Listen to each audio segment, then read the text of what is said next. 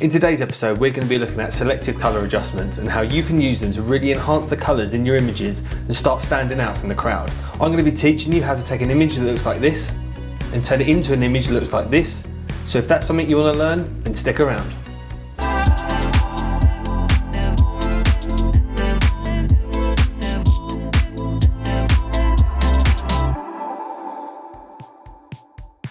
Hi everyone, welcome back to the channel. Thanks for tuning in, I hope you're well. And like I said, today we're going to be talking about selective colour adjustments and how by utilising this very powerful tool, you can really create some depth in your colours and really enhance the look of your portrait images. I use selective colour on every image that goes through Affinity Photo and that I output, and so it's a really crucial part of my workflow. And so I guess the best place to start is to explain to you exactly what selective colour is. And put simply, selective colour is a way of cross-blending individual colours into another colour. So for instance, in the red channels, so the colour red, we can affect how the colour red looks in our images by affecting the other 6 colours within that red channel. So you've got your cyans and your reds, you've got your magentas and your greens, and you've got your yellows and your blues.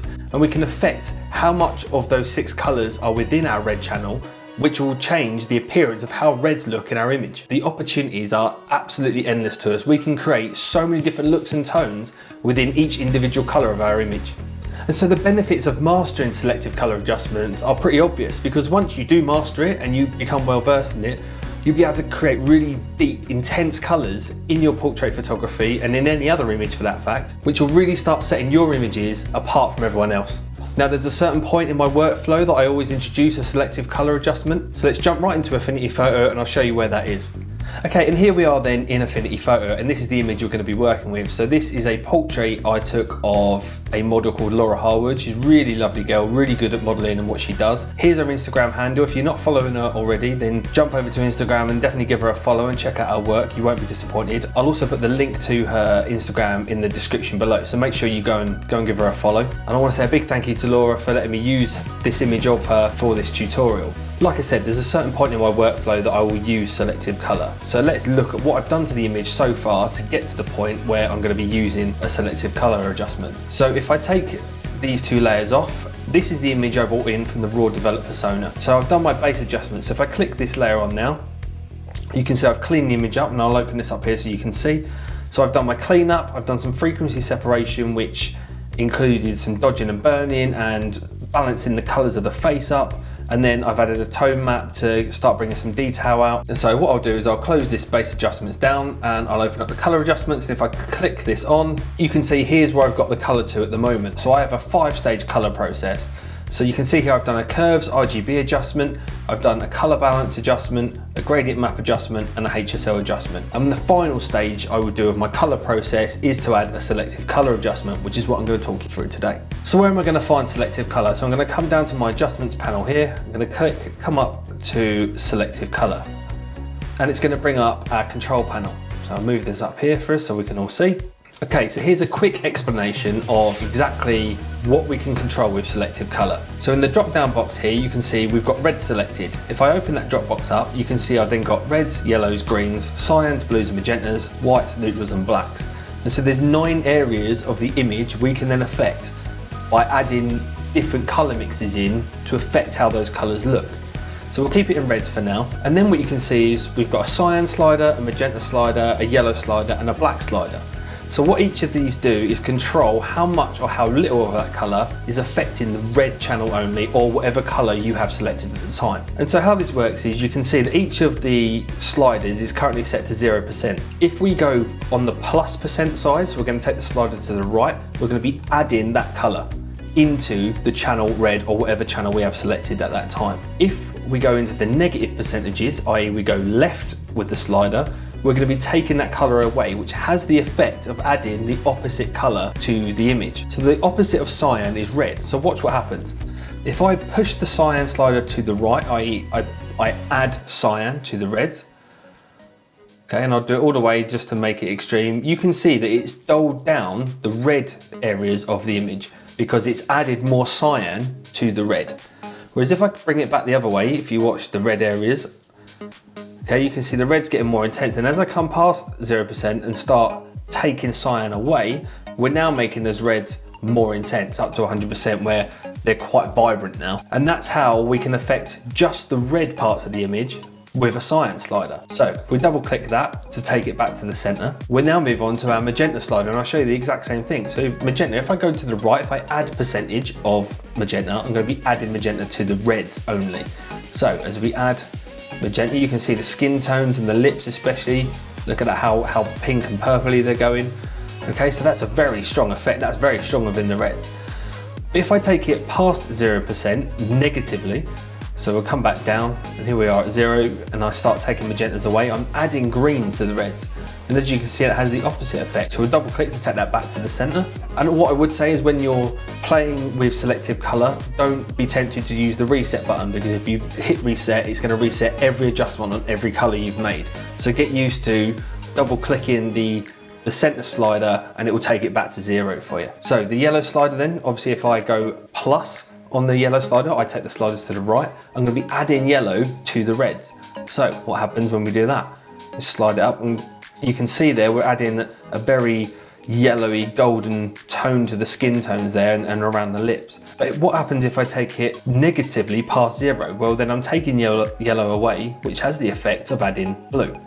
And so watch, as we come all the way down to minus 100%, you can see we've actually turned the red channel into quite purpley. I mean, look at the lips especially, they've gone quite pink, and the skin tones look a bit purpley. So if we slide this back up to 0, and so you can see how by any combination of these 3 sliders and what is effectively 6 colors can give you any number of color combinations. And obviously you can do this within each color. So you can go into the yellows, you can go into the greens or the cyans or the blues or the magentas and do the exact same process. But then we've got one more slider, and we've got the black slider. So what does this do? It works in very much the same way, but this is going to control how much white or how much black is pushed into that particular color. So in this instance, we're still on red. So if I grab the slider and start pushing it to the right, I'm going to add percentage. I'm going to be adding black to the red channel. And you can see there that starts really intensifying the reds, and to the point where it then starts darkening them down.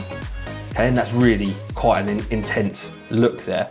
If we then take it back the other way and we go negatively past 0%, we're going to be adding white to the color red. And as you can see, that then brightens up and then starts washing out all the reds. Double click to take that back to the center. This is how we're going to dial in the exact colors we want for each and every color in our image. And so what I'm going to show you now is exactly how I use selective color to dial in my colors, and I'll use this image obviously to show you how I'm going to do that. So I'm going to start with the reds, and the first thing I will always do in any color channel is come straight to the black and white slider. And the reason is very simple. What I'm going to do is just move the slider up and down and see what parts of the image are affected. So I just come in and I start swinging the slider around, and it very quickly shows me, right, so a lot of the red channels, as you would expect, are in the skin tones. I'm affecting a bit of the crown and the flowers, obviously, because there's a lot of reds and oranges in there. Okay, so now I've got a good idea of where in the image I'm going to be affecting, and I'll take that back to 0. And the black and white slider is always something I come to kind of last once I've made the other color adjustments. So force of habit then, I just then work my way up the sliders. So I'll come to my yellow slider and I'll start playing around a little bit. Obviously, if you've got an idea in mind of how you want your colors to be shifted, that can help you. So you think, right, I want to go for more goldeny tones. So maybe you want to push in on some yellow, you want to pull some cyan out to create that gold look. But sometimes what is easiest is again, just sort of swinging the slider and seeing, right, what's that doing to the red? So taking yellow away, so adding blue, is making the skin tones of Laura there a little bit too neutral for me, and I want to keep that sort of golden look that we've already built in. So I actually want to add maybe a little bit of yellow, so maybe about 15%. And you can see we've got a nice sort of golden tone there still running through the photograph. So then I come up to my magenta, and what I'm going to do is the same kind of thing. So by adding magenta, you can see here I'm starting to really intensify the colours in Laura's skin tones, and especially the lips. It's quite nice. Maybe it's a little bit too intense, so maybe about 9%, we'll dial that in. And then the cyans and the reds. Now typically, especially if you're operating in a channel that is affected by that slider, so reds, by pulling it down, I'm going to make those reds really sort of intense and bright.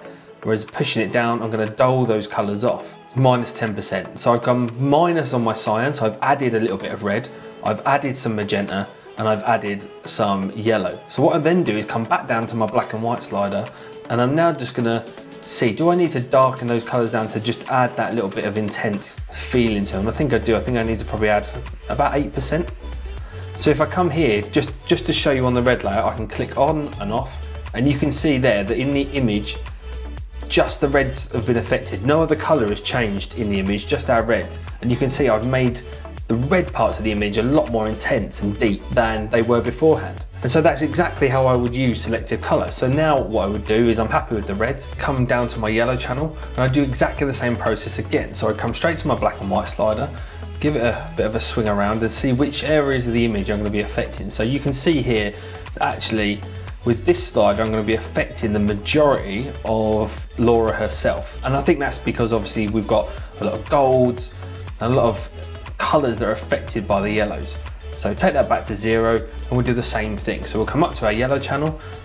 So if we take yellow away, we're making it sort of a bit whiter, and maybe adding yellow, there you go, that's keeping that nice gold tone. So maybe plus 7.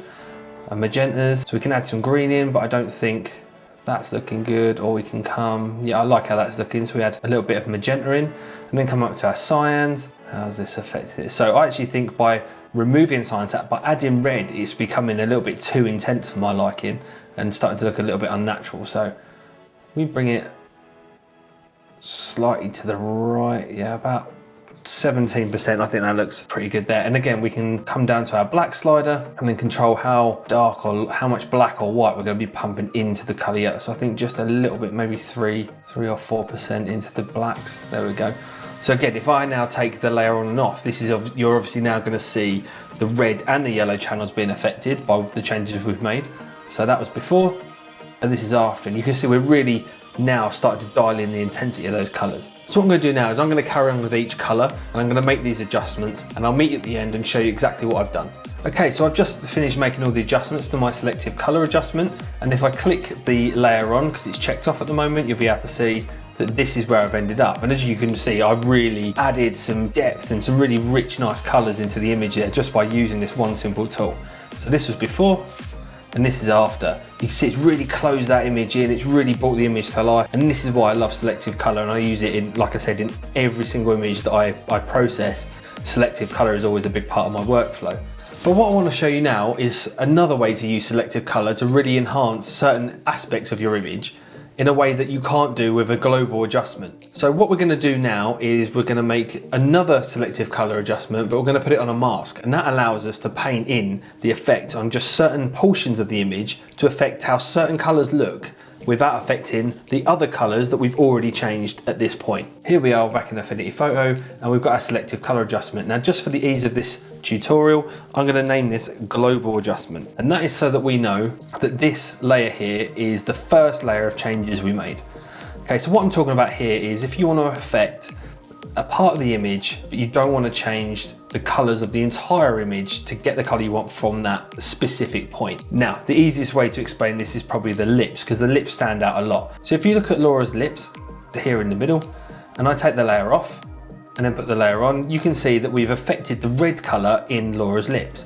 But what if I don't want that red colour in Laura's lips? What if I want to change that red colour? Well, if I come down here and I add another selective colour layer, and I come up to my red channel, if, for instance, I start playing with this slider and adding more yellow in, you can see I'm affecting all the reds in the image. And that's obviously not something I want to do, because we've already done our global adjustment. We've already got the majority of the colours looking how we want the colours to look. So take that back to neutral. How are we going to do this? The way I do it is very easy. So I'm going to come to Laura's face, and what I'm going to do is I'm going to zoom in onto the part of the image I want to change. When I make these changes now, I have a certain point in my mind, a certain focus point, and that's all I'm interested in. So for the purposes of this, I'm just interested in Laura's lips. I'm not interested in the rest of the image, just how Laura's lips look. So we're in our red channel, and let's start dialing in the colour of Laura's lips. So I think adding a bit more yellow. I think I want to add a little bit more magenta. Magenta really starts making the lips pop when you pump that in. And I actually think adding a bit of cyan, just taking that edge off, makes them keep that realistic look. I think if we come up here, look, they're getting too bright, they're too intense, it looks too faked. So I think about there, and then I think I want to darken them down to really hone in on the detail of the lips there. Okay, so let's say now we're happy with the adjustments of how those lips look. But if we come back out, so we do Command and 0, and I take this layer on and off, you can see we've affected all the reds in the image, and I don't want to do that. So very easy thing to do now. So we're going to cancel the selective color box off. We don't need that anymore. Make sure the layer is selected. We're then going to Command and I, and that's going to invert the layer. So now the layer is hidden, and what we can now do is use the paintbrush tool and the color white to paint on the effect in only the areas we want to see it. And if you're watching this film now and you're thinking, I have no idea about masks or how they work, then let me know in the comment section below, and I can go away and make a film for you explaining how masks work. But for now, I'm going to assume that we all know how masks work. So we've now turned this into a mask. What we can then do is come over to our paintbrush tool. I'm going to come to my brush. I'm going to use this brush that I always like to use. I like to use a big soft brush. My flow's at 1, my hardness is going to be at 0. I'm going to come to more, because I use a pen, and make sure my flow jitter is at 100% because that's how my pen works. What I can then do, bring my tablet up here and my pen. I'm then going to zoom in to Laura's lips. I can come to color, make sure I'm on the color white. And obviously if we're not in the color white, this effect isn't going to work. What I can then do, make my brush a little bit smaller, is I can just start painting the effect on. Now, the advantages of using a drawing tablet is that it's very much like drawing on a piece of paper. How hard I press and how long I press is how much of the effect is applied to the image. And so it's very easy, very good at layering up the effect in different parts of what you're trying to paint on. Whereas if you use a mouse, it's very linear in the fact that you click and that's what you get. And you get it in sort of bands. Even if you turn the flow down, you get 100% of whatever the mouse click is.